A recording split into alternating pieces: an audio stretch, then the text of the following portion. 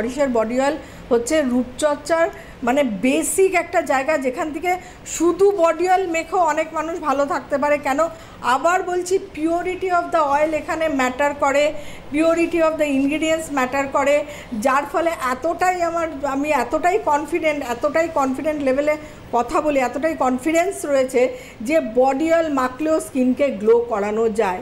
প্রথমেই বলি saffron body oil, যেটার মানে জুড়ি মেলা ভার। এটা হচ্ছে মানে বলা যেতে পারে আমার কি বলবো, আমার প্রাণ শক্তি।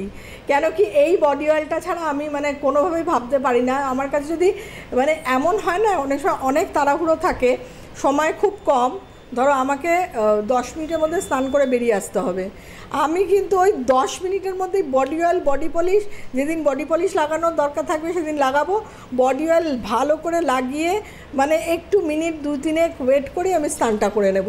মানে এইটা যদি আমি না লাগাই না, আমার মনে হয় সবই লাগাচ্ছি কিন্তু মনে হবে কোথাও যেন একটা ফাঁকা রয়ে গেল।